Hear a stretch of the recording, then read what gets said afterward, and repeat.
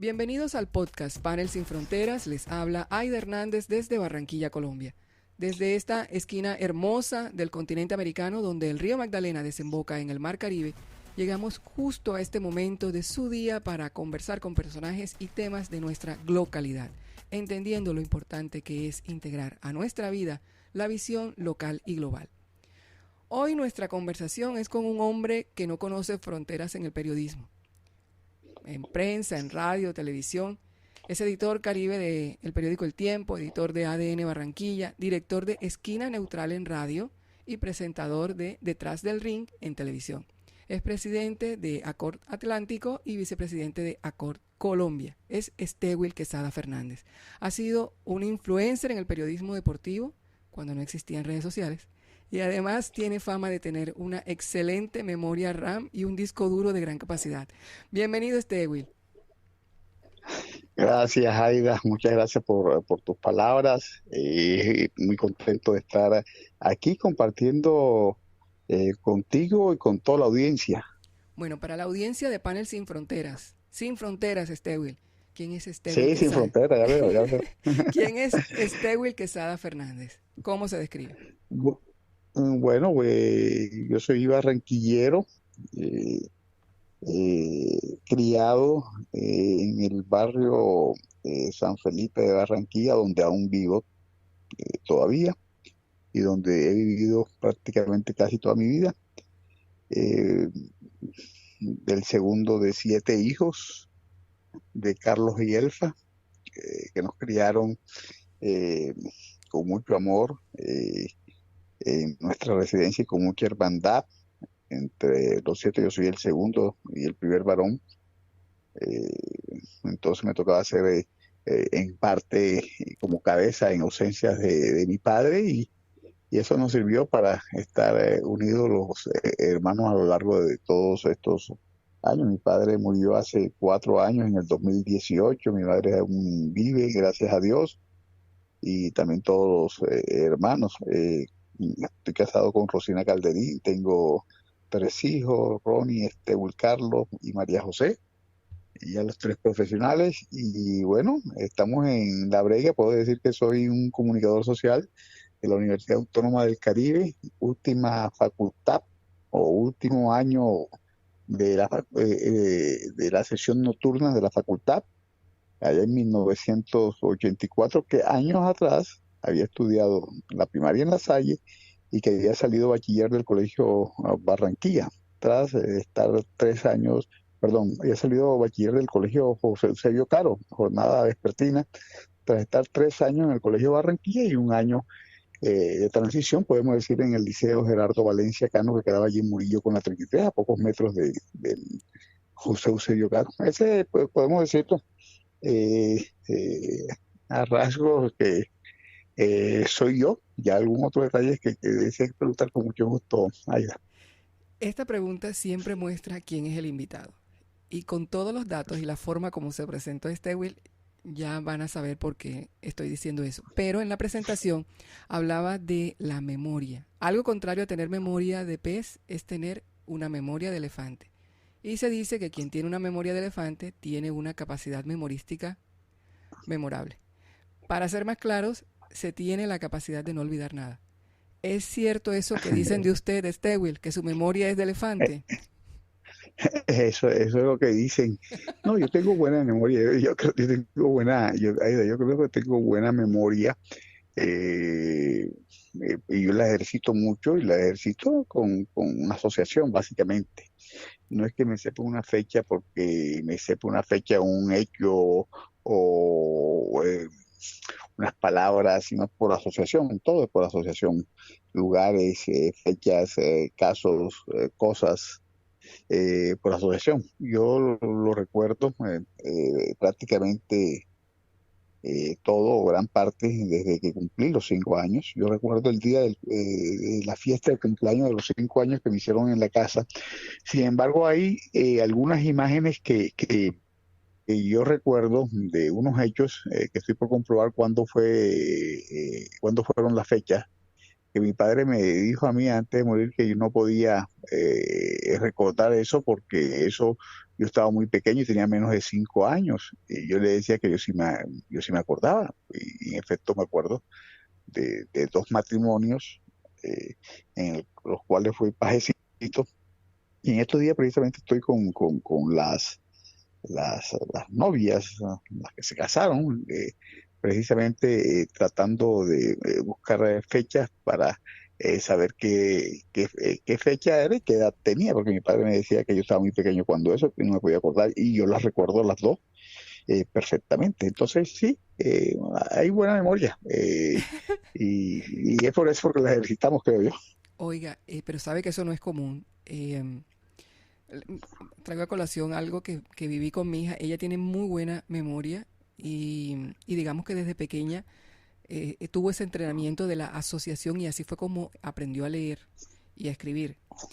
Y ella ahora en la adolescencia ha olvidado cosas que le pasaron en su niñez que fueron muy importantes para ella. Aprovechemos, recuerde un poquito de cómo fue eso a los 5 años, ese recuerdo que tiene a los 5 años ¿qué es lo que tiene usted en su memoria? Sí, sí, yo recuerdo, por ejemplo, los 5 años que estábamos en la casa y el cumpleaños, entonces sala comedor era prácticamente un salón donde estaba de todos los muchachos congregados y allí estaba yo hablando con mi mamá y le preguntaba cosas a mi mamá y ella me respondía y de la fiesta y le preguntaba en situaciones, y le hacía preguntas, le hacía preguntas.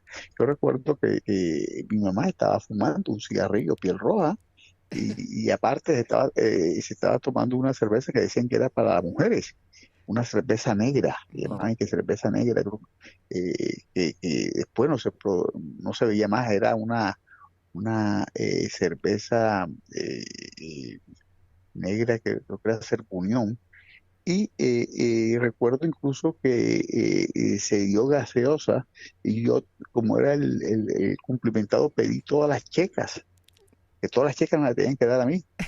Y me daban las checas que destapaban y entonces dieron una y esa, me dieron una, o sea, me dieron todas las checas y yo revisaba y una salió premiada, mi- una gaseosa que ya desapareció, llamada Colcana y reclamé una gaseosa con esa checa premiada de Colcana. se acuerda de detalles. Oiga, este Will, Sí, sí, un sí, buen sí. cronista necesita buena memoria. Yo creo que no, porque hay muchos cronistas que después me dicen que no tienen memoria, pero tenerla facilita porque uno de los aspectos que se tiene que tener en cuenta para hacer buenas crónicas es la percepción, lo que usted puede estar observando, el sentido de observación. Y si eso queda fotografiado en su memoria, mucho más fácil para escribir. Diría que no por lo que me dicen, pero de que ayuda, ayuda. ¿Qué le enseñó a usted a leer y escribir, este Will? Mi mamá me enseñó a leer y a escribir y recuerdo que cuando iba a ingresar a primero elemental, yo había pasado había pasado a un colegio que quedaba en el barrio Los Andes, que era el siglo XX, la señor Lucy, recuerdo yo, al lado eh, unos señores, yo estudiaba con la hija menor llamada Rocío, me acuerdo. Y esos señores eran famosos, el señor era muy famoso, tenía una orquesta, Monsila Machado. Y en ese colegio me prepararon bien, pero a mí aparte, mis padres, cuando había el receso escolar, siempre me ponían a reforzar con muchas profesoras. Recuerdo de una profesora de la 64 con 23 C que se lleva a la calle, donde nosotros vivíamos, la señora Lourdes, que es familia de Carlos Madachi, era sobrina de Carlos Madachi, que era promotor de boxeo de los campeones mundiales, Ricardo y Prudencio Cardona. Eh, Había a 2 casas que también me llevaban en diciembre y en junio para reforzar. También diagonal a la casa un señor Pablo del sur de Bolívar, recuerdo yo. Todo esto antes de entrar Al co- a primaria, Imagínese. hacia el colegio. Me iban a reforzar. Mi padre en la noche nos ponía caligrafía para mejorar la letra. Ahí yo creo que perdió ese esfuerzo, o por lo menos, o por lo menos la letra mejoró, pero no alcanzó lo que él deseaba. Y recuerdo también en una cuadra, aparte, había otros profesores y otras profesoras, más que todas profesoras que llegan a enseñar. Tanto que cuando yo llego, yo aprendí con mi mamá y allá donde la seño Lucy, porque a la casa llegaban 3 periódicos. Llegaba El Heraldo, Mm, llegaba El Espectador, que tenía gran penetración en la costa, mm, y llegaba Diario del Caribe. mm. Entonces yo quería leer y esa necesidad de leer me llevó a aprender. Y yo recuerdo cuando me presenté a primero elemental, que fue en el Colegio San Francisco, donde está ahora un almacén en la 72 con 38. Así es. Tenían que saber uno leer y escribir bien, y tenían que saber una de las 4 operaciones matemáticas, sumar. Yo sabía hasta dividir. Mm. Perfectamente recuerdo que eso fue una tarde que en el salón, y ese examen lo hice en un momentico. Sin embargo, no me dejaron hacer primero porque no tenía la edad La edad. mínima permitida. Es decir, había que tener 7 años, yo tenía 6. Mire lo que son las cosas. Ya no es así. Por el contrario, cada vez entran de menor edad y el colegio se encarga de todo. Sí, así es. El colegio se encarga de todo. Will, hablemos de de las casi 4 décadas que tiene usted en la actividad del periodismo y simultáneamente en las tres dimensiones, prensa, radio y televisión, y bueno, ahora digital también. Sí, digital también, le toca a uno también digital, hay que meterse en la onda digital, y estamos metidos en la onda digital. Y no solamente de periódicos, sino también a través de radio, a través de televisión. Aprovechar la tecnología que se facilitaron y se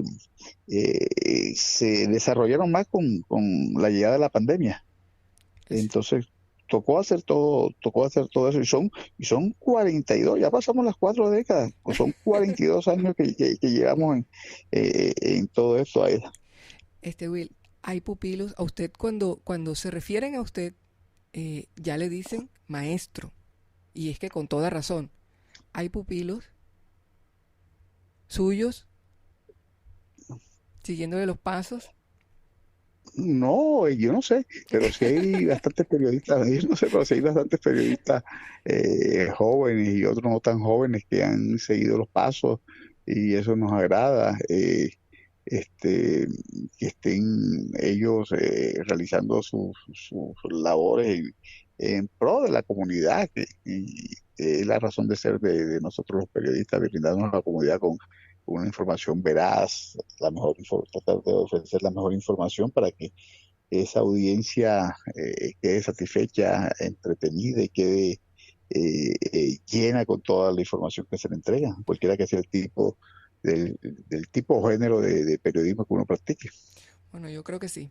Yo creo que sí, porque si usted aprendió mucho leyendo, quienes lo leen a usted van a aprender muchísimo también, en especial con las crónicas. Usted desde febrero tiene en las librerías relatos más allá del ring, ¿cierto? Sí, sí, sí, sí, de febrero 9 exactamente la fecha del Día del Periodista, que le escogimos para hacer la presentación de ese libro, que es una serie de crónicas muy humanas, muy humanas. No tiene que ser nadie especialista, relacionadas con el boxeo, pero muy humanas, y no tiene nada que ver una con la otra, sobre personajes del boxeo de Colombia y del mundo. Pueden encontrar allí, por ejemplo, Bernardo Caraballo, eh, el mundo de Manny Pacquiao en Manila, Filipinas, eh, Gavilán, un señor que entrevistamos en Miami, y que había sido tentado por la mafia para que se vendiera y nos decía que ellos no pudieron lograr eso, pero que de todas formas perdí. Yo le preguntaba, ¿y por qué? Dice, porque la mafia entonces compraba a los árbitros. Mm. Encontramos a Carlos Monzón y Rodrigo Valdés, sus peleas memorables para Latinoamérica y el mundo. Eh, el pueblo de San José de Canalete y la gente, cómo eh, eh, se preocupa por aprender y enseñar boxeo a la juventud, en fin. Hay unas crónicas realmente interesantes que logramos desarrollar y plasmar en este libro que es de intermedio y que se encuentra en las librerías del país. ¿Cuáles son las características de una buena crónica, Will? Al menos del estilo suyo. Yo creo que hay que tener muchos detalles. Lo mínimo debe estar llena de detalles, y pequeños detalles que van haciendo, van edificando la crónica. Yo creo que los pequeños detalles son fundamentales para edificar una gran crónica. Por ejemplo, que está en el libro también, recuerdo que yo quería entrevistar a Eder Joffre, un brasileño que aún vive, campeón mundial de boxeo, que en 1964 se convirtió en el primer campeón mundial que vino, ante quien vino a pelear con un colombiano por primera vez por un título mundial. Es decir, Bernardo Caraballo lo enfrentó a él. Y Bernardo Caraballo fue el primer colombiano que peleó por título mundial en Bogotá. Un acontecimiento para el país, esa pelea de campeonato mundial. Y Eder Joffre quería entrevistarlo. Desde el 2010 o 2011 tenía yo el teléfono de Eder Joffre y se presentó el Mundial de Fútbol de Brasil, le eliminan a Colombia Ujú. y empiezo a llamar a Eder Joffre. Yo estaba en Sao Paulo, yo llego a Colombia, le eliminan viernes y yo a las 10 de la mañana llegué a Sao Paulo del sábado y empiezo a llamar a Eder Joffre y lo consigo el domingo con mucha suerte porque ya ese no era el número que yo tenía de 3 años atrás, no era Imagínese. el número, y lo consigo y por fin estoy con Eder Joffre. Cuando llego donde Eder Joffre, muchos obstáculos me dicen que que no puedo hablarle sino del pasado, que no hablo del presente porque él tiene olvido. Eh, y yo digo, no, yo quiero hablar del pasado y le hablo del pasado y Eder Joffre no. Nada me responde, no me responde, siquiera había olvidado todo Oh. y me tocó acudir a la percepción, a todo lo que estaba viendo cuando estaba casi defraudado y salió una crónica sobre todo eso que vivimos en la casa de Eder Joffre y había pasado, inicialmente recuerdo yo, pues, al segundo piso, porque viví en el segundo piso, había pasado el segundo piso por una reja donde ladraban unos perros y ni bola le había parado a los perros y después de bajada, Ujú. tuve que mirar con detenimiento los perros para que fueran los perros, para poder incluir la crónica, porque ya sabía que iba a ser una crónica de todo lo que había pasado allí cuando fracasé en mi intento de hacer una entrevista que era lo que yo pensaba hacer, más que crónica, una entrevista con Eder Joffre llamado El Gallo de Oro, que era un boxeador tan espectacular y una figura tan grande en Brasil que en aquellos años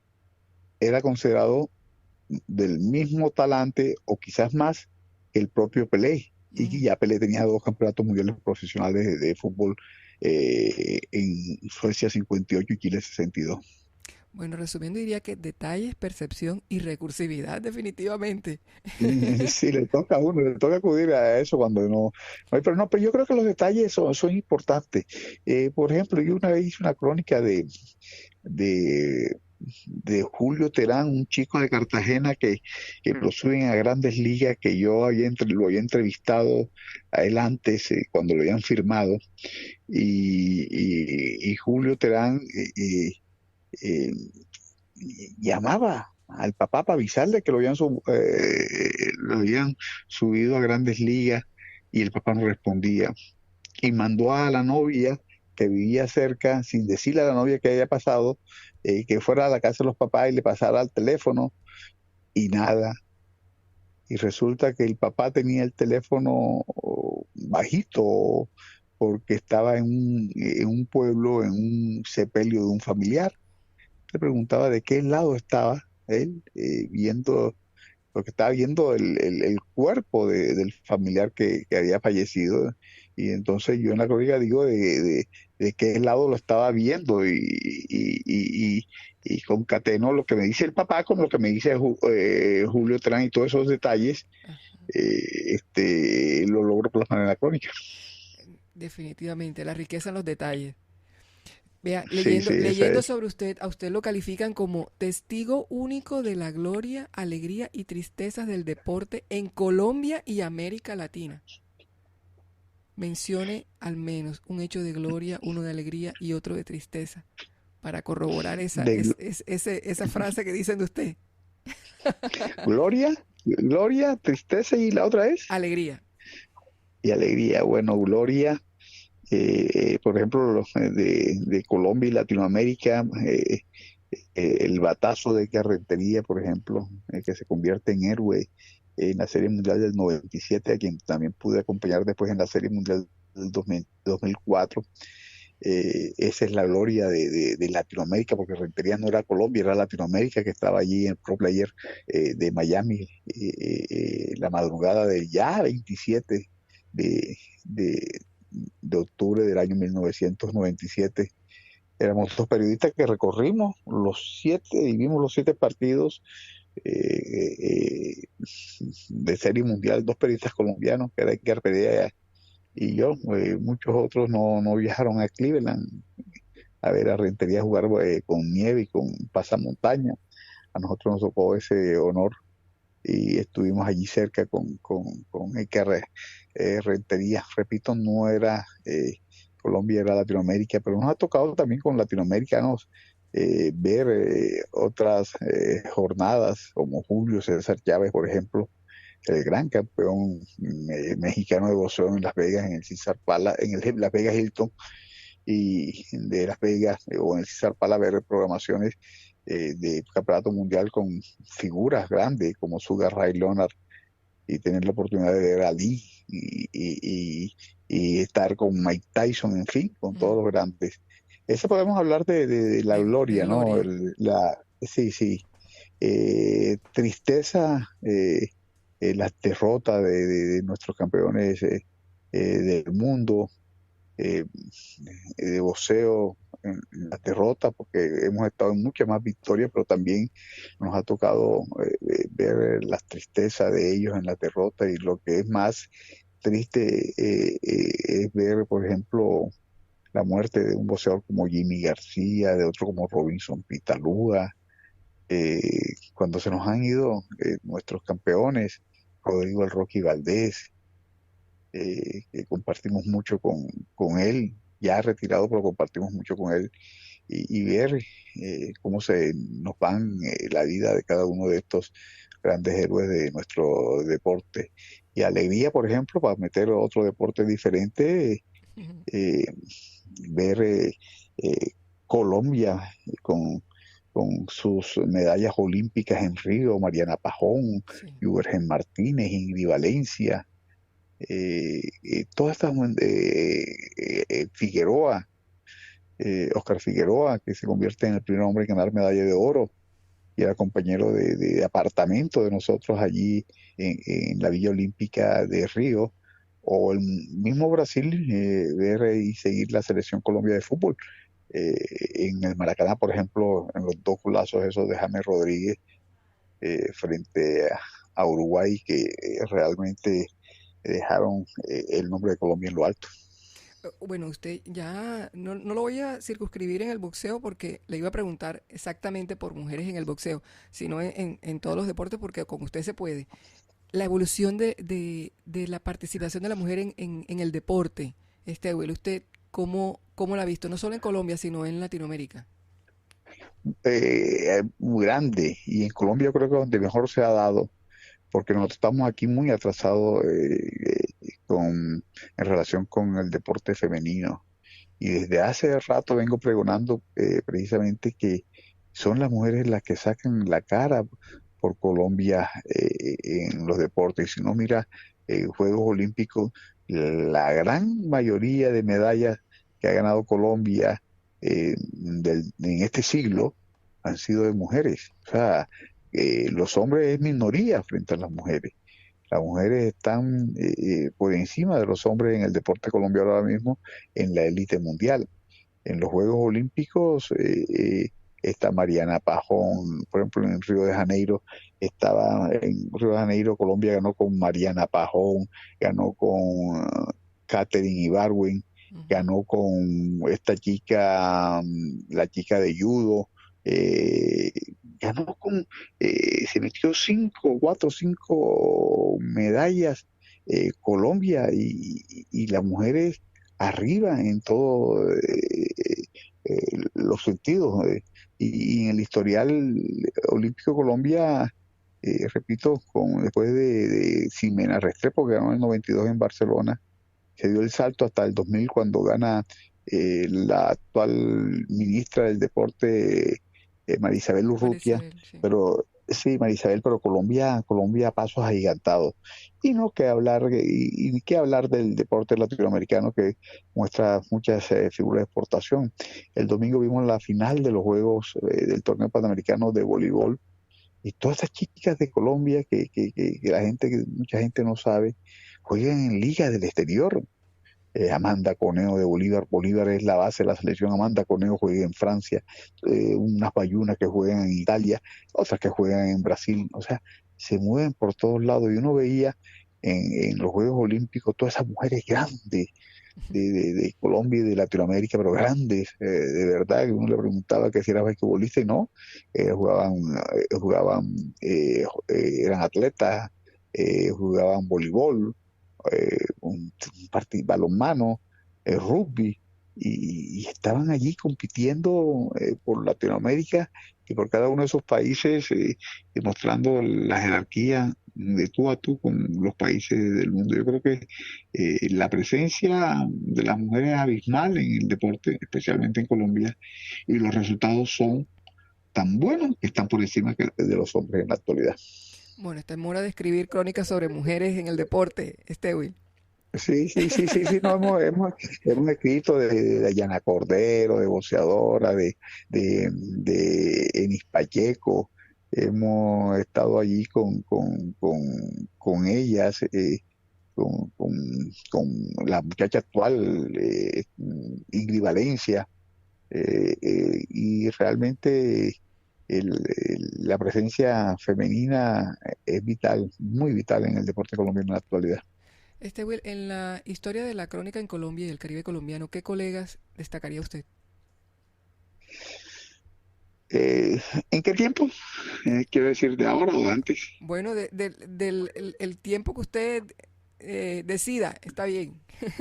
Bueno, ahí de nuevo, yo digo que yo Con creo que eso tenemos digamos que usted a la hora de tener el título de maestro, usted puede darse el lujo de caminar por todas las épocas. no, yo sobre mí, yo tuve la fortuna de comenzar en el Heraldo Deportivo en 1980 y el Heraldo Deportivo es dirigido por dos maestros cronistas, eh, eh, uno de los mejores cronistas que ha tenido nuestro país en el último medio siglo, Juan Gosaín, era uno de los coordinadores de la revista, y el otro que yo considero el mejor cronista deportivo de todos los tiempos en el país, Fabio Poveda Márquez. Entonces, ellos dos, imagínense los lunes, esas cátedras de periodismo que uno recibía allí en el Heraldo Deportivo. Yo era el asistente no nombrado de ellos, digo no nombrado porque me autonombré yo que era el que siempre estaba ahí colaborándole y ayudando a elaborar la revista, pero al mismo tiempo aprendiendo todo lo de ellos. Todos sus conocimientos. Eh, Ellos y su enseñanza, ellos yo creo que han sido dos grandes cronistas que ha tenido nuestro país en todos los tiempos, Gozaín y Fabio Poveda Marte. Entonces, ha habido muchos buenos cronistas, por ejemplo, encuentra uno que murió hace algunos meses, don Germán Castro Caicedo, Mm. tremendo cronista que tuvo el país, y uno lo lee y es para destacar.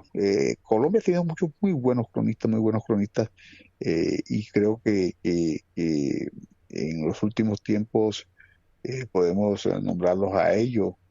Está Alberto Salcedo, que es muy buen cronista. Aquí encontramos a Julio Aciregui, encontramos a Fausto Pérez, encontramos a compañeros que eran del periódico Macaulan, que comenzó con nosotros en el Heraldo, también buen cronista, excelente cronista.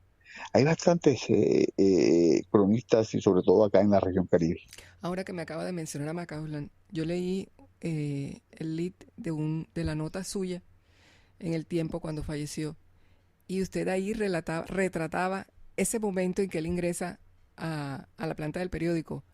¿Nos podría contar cómo fue ese momento? Sí, sí, sí, yo lo recuerdo perfectamente. Fue previo al Mundial yo tenía, cuando muere Ernesto, el día anterior, me imagino que sabían el estado de Ernesto, de la dirección del periódico, me ordenaron tipo 11 de la mañana que escribiera una crónica sobre Macaulay lo antes posible.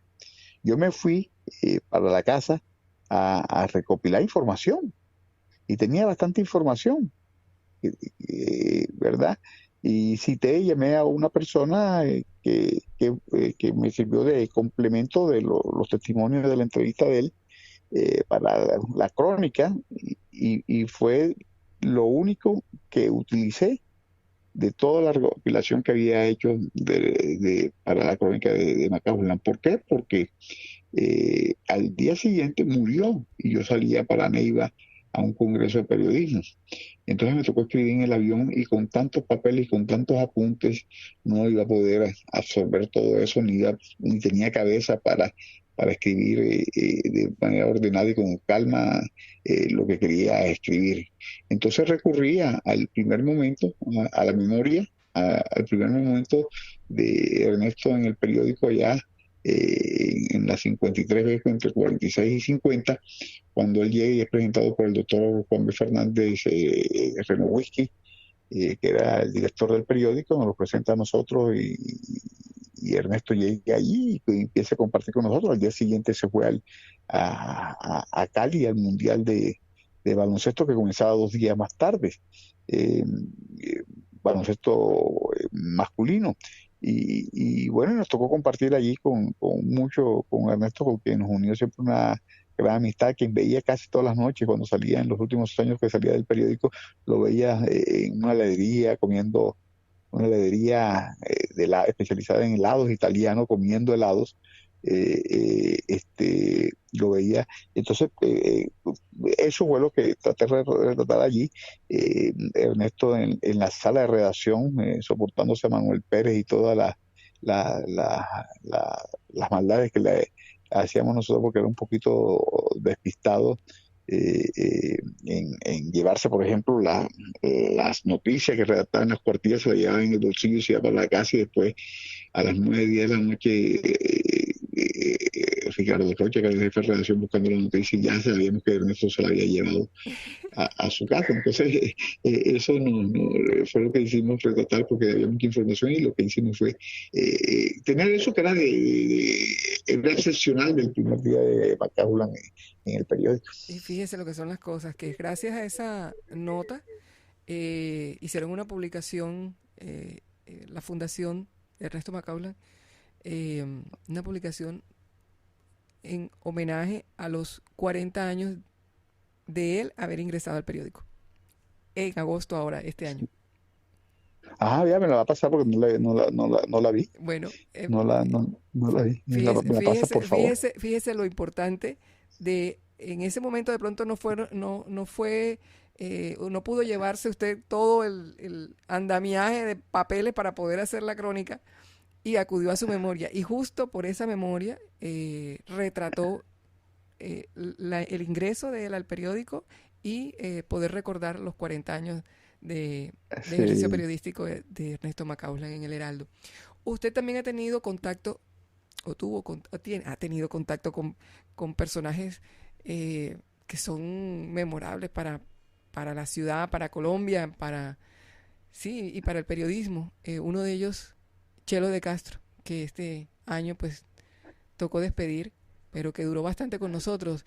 Y usted tiene una anécdota muy especial con él, justo con su oficio, con el periodismo, y es haber logrado que fuera reconocido como el periodista más longevo en Latinoamérica, sí, sí, sí, en el mundo, en el mundo. en el mundo, sí. Resulta que nosotros, eso fue en marzo, 17 de marzo, si no estoy mal, del año 2017, fuimos a entrevistar a Chelo de Castro, con quien nos une una gran amistad, a quien siempre hemos venerado y respetado al maestro Chelo, y él me estaba esperando y hicimos la entrevista en su casa. Él cumplía a los 19, o sea, tenía 96 años y a 2 días cumplía, a los 2, 3 días, 4 días, yo creo que fue 17, 4 días cumplía no, a los 2 días, fue 17, cumplía los 2 días, cumplía los 19, los 97 años. Y cuando salí de ahí, se me quedó la idea de Chelo de Castro, la edad.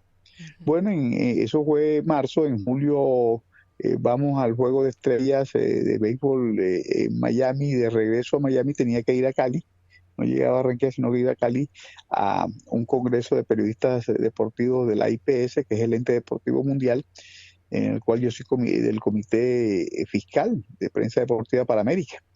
Y estaba, como era la antesala a los Juegos Centroamericanos y del Caribe, el vuelo llegó un día después, y como era la antesala de los Juegos Centroamericanos del Caribe, había muchas actividades por hacer en Juegos Centroamericanos programadas, y cuando yo llego al restaurante, cuando ya todo el mundo está, y yo llego al restaurante porque yo llegué tarde, un día atrasado y llegué tarde a Cali, no pude salir con la gente. Llego, me llaman unos paraguayos, cuando escuchan mi nombre me llaman de la mesa principal donde está el presidente de la IPS del mundo, el presidente de la IPS América y el presidente de Acor Colombia, con Connie Mora, que era la traductora, la hija del atleta Víctor Mora. Y tenían 2 sillas tan vacías, una para poner las cosas y otra que me las tenían reservada a mí. Entonces saludo al presidente y animarlo y le pregunto de una vez, después del saludo, cuál es el periodista más longevo que tiene la IPS registrada en el mundo. Y me habla de, porque era un búlgaro que me dijo. ¿Y qué edad tiene? Dice, tiene 83 años. Dice, yo tengo uno de 97, se llama Chelo de Castro, es de Barranquilla. Entonces, a él le quedó los datos, le quedó allí todo, registro, todo. El presidente de IPS América me dijo, Will, tenemos que premiarlo. Yo hablo con Acor Colombia, y en septiembre de ese año que venía, había partido aquí en Barranquilla, eliminatorias Colombia-Paraguay, el presidente de IPS América viene y hacemos un desayuno y condecoramos a nombre de Acor Colombia, Acor Atlántico y IPS América a don Chelo de Castro, un desayuno concurrido con unos 100 periodistas con Barranquilla, Boston.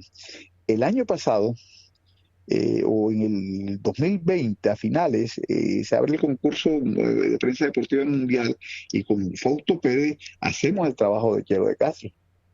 Hacemos el trabajo de Chelo que me lo había sugerido el presidente de AIPS, perdón, el presidente de Acor Colombia, que lo escribiera. Y yo dije, no, este trabajo es de radio, le dije a Fausto y lo hicimos con Fausto, y lo presentamos. En febrero del año pasado me llaman y me dice, no sabemos si tu trabajo va a ganar o no va a ganar. Me llaman uno de los vicepresidentes mundiales. Ajá. Pero te quiero decir algo, que es que este trabajo ha servido para visibilizar a Chelo de Castro, y le van a dar un reconocimiento único en el mundo como una vida en el deporte. Un premio que se le dio únicamente y se le ha dado únicamente a don Chelo de Castro. En Wow. efecto, el 22 de marzo del año pasado, 3 días después de cumplir los 101 años, don Chelo de Castro recibió ese premio en su casa, rodeado de sus hijos, con una transmisión mundial originada desde Italia, y se le dio premio a una vida al maestro don Chelo de Castro. A nosotros nos orgullece, nos sentimos orgullosos de haber hecho visible, porque el presidente de la IPS recordó aquella conversación de, de, de Cali en el 2017, y cuando vio el trabajo que estaba metido ahí en la pelea, eso lo hizo que él reaccionara y le diera, encabezara para proponer a la Junta Directiva, y lo aprobó la Junta Directiva de la Asociación de Prensa Deportiva Mundial, ese reconocimiento único En al vida. maestro Chelo de Castro en vida. A los 101 años recibió su premio, y siendo el periodista más longevo del mundo, no de deporte, sino de cualquier tipo de actividad periodística. Escribió su última columna a los 100 años, salió la última columna de Chelo Castro el día de los 100 años, y que realmente a Chelo lo afectó. No seguir activo fue la pandemia Ujú. del COVID. Si no, hubiera tocado casi que hasta la muerte, podemos decir, a Chelo de Castro, es que seguir escribiendo y seguir en su programa radial, al cual dejó de ir precisamente por el COVID. Ese fue el premio suyo, haber hecho parte de Sí, ese sí, sí, momento. No sí, obtuvo el sí, otro sí, premio, pero ese sí. sí, sí, nos ubicamos en el premio, alcanzamos a estar entre los 20 mejores del mundo, Ujú. quedamos seleccionados entre los 20 mejores del mundo, gracias a Dios, pero el premio grande que nosotros nos sentimos contentos es el reconocimiento al maestro Chelo de Castro. Will, ya para terminar, hay lecciones que no se reciben en la universidad. ¿Cuál sería la lección que usted le compartiría a un novato en la crónica? Revisar, no confiarse, verificar, no dar todo por cumplido, dudar y dudar. El margen de error va a ser menor, se va a disminuir si se hace todo esto. Hay que dudar, hay que revisar, hay que revisar en cualquier sentido, de cualquier formato como esté escribiendo, para cualquier medio que esté escribiendo, y dudar, verificar, revisar, releer, escuchar, ver, y Insiste, tratar insiste, de hacer la mejor cosa posible. insiste usted tanto en el revisar que cuánto tiempo se toma usted revisando. No, todo el tiempo que sea posible. Y se le van errores, no, y se le van errores a uno. Yo recuerdo una crónica, la tuve como ahí porque no la publiqué.